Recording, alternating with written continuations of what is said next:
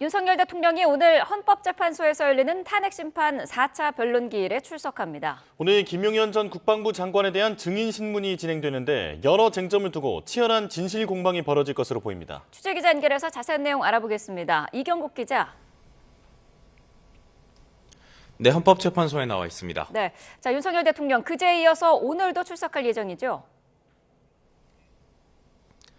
네, 맞습니다. 오늘 오후 2시부터 이곳 헌법재판소에서는 윤 대통령에 대한 탄핵심판 4차 변론기일이 진행이 됩니다.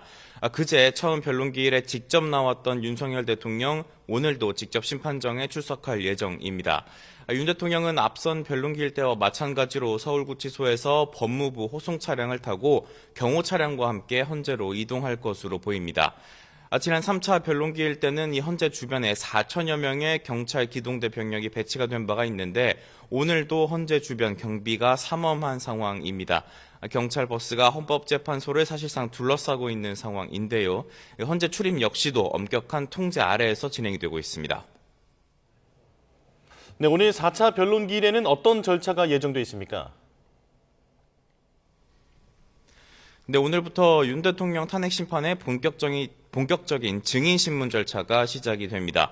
오늘은 오후 2시 반부터 윤 대통령 측이 신청한 증인인 김용현 전 국방부 장관에 대한 증인 신문이 진행됩니다.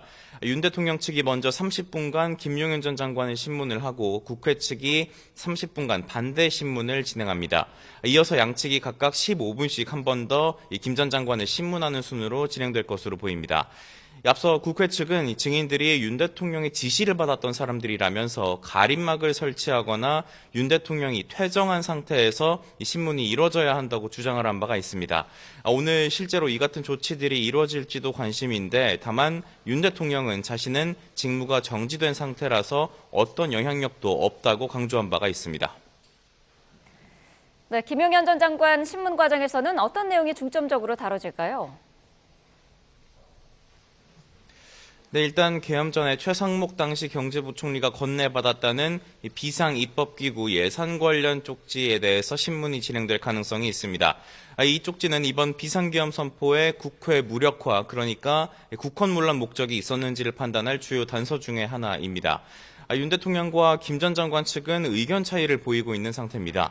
윤 대통령은 그제 3차 변론기일에서 이 쪽지의 존재를 언론 보도를 통해서 알았고 자신은 이 쪽지를 준 적도 없다면서 작성할 만한 사람은 김용현 전 장관이라고 밝혔습니다. 하지만 김 전 장관 측은 작성 사실은 인정을 하면서도 예산 삭감으로 마비된 이 국정기능 회복을 위한 재원 마련을 건의를 했었고 윤 대통령이 최 부총리에게 이 검토를 준비하라고 쪽지를 건넸던 거라고 밝힌 바가 있습니다.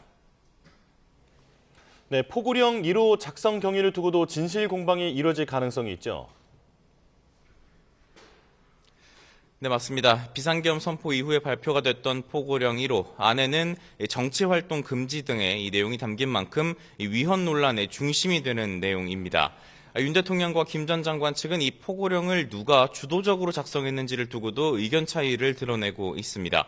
앞서 윤 대통령 측은 그제 3차 기일에서 김용현 전 장관이 이 국회 해산권이 존재했던 군사정권 시절 계엄 예문을 그대로 베껴서 작성을 했고 윤 대통령은 몇 자 수정했을 뿐이라면서 사실상 책임을 돌리는 모습이었는데요. 반면 김용현 전 장관 측 초안을 작성한 것은 맞지만 이 법리적인 부분을 포함해서 전체적인 검토는 윤석열 대통령이 했다는 입장을 밝힌 바가 있습니다. 결국 오늘 김용현 전 장관이 신문 과정에서 어떻게 증언할지에 관심이 쏠리는 상황입니다. 지금까지 헌법재판소에서 전해드렸습니다.